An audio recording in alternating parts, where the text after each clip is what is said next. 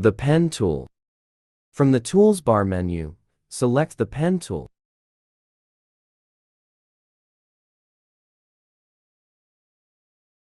You can use the Pen tool to create shapes as you desire by clicking where you want it to be. In order to create curves with the Pen tool, click and drag in your desired direction.